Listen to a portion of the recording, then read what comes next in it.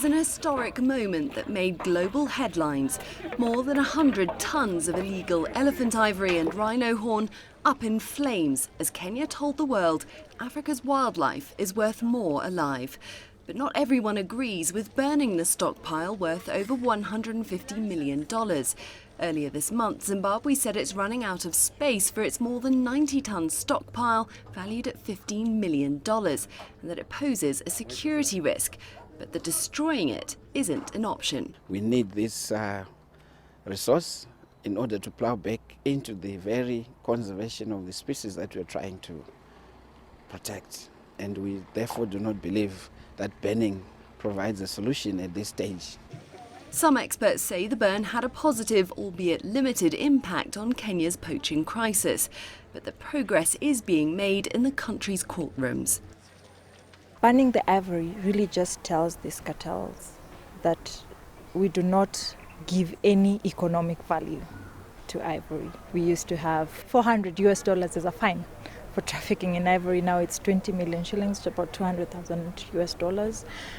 We now have a specialized unit at the Director of Public Prosecutions specifically to prosecute wildlife crime. Between 2013 and now, we have been able to reduce the poaching rate by 80%. A new report by the NGO Wildlife Direct analyses data from courtrooms in the 2 years after Kenya's 2013 Wildlife Act was implemented, which allows for harsher penalties.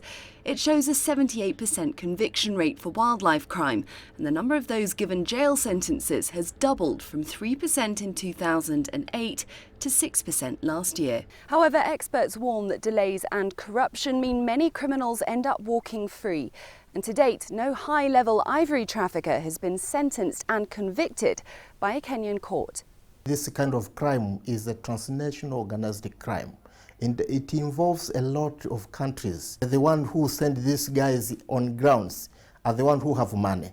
And they can corrupt any unethical officials who own the ground to destroy evidence.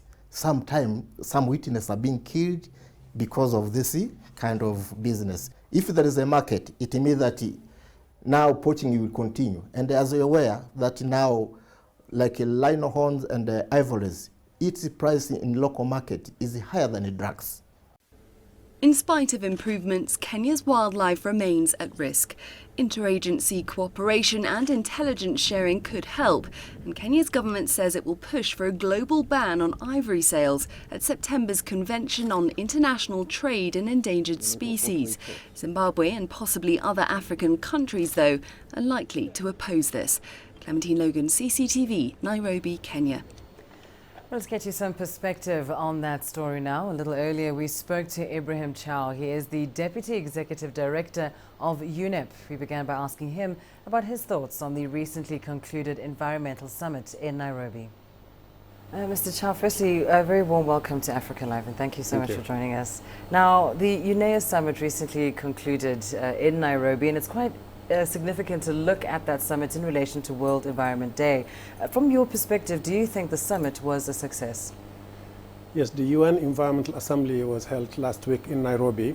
Over 170 nations were represented at that meeting. It is a universal membership body of the United Nations Environment Programme. Thousands of participants from the private sector, NGOs and governments. A number of resolutions were adopted at the UNEA session.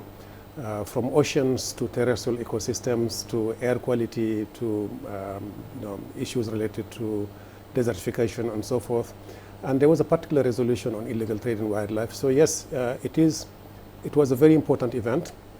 And related to the UN, the World Environment Day, whose main theme today is illegal trade in wildlife, I think the UNEA was a great session to set the tone and prepare the world to actually combat illegal trade in wildlife much more forcefully. Well, we know, of course, that Africa is a major sort of global focus area when it comes to wildlife crime.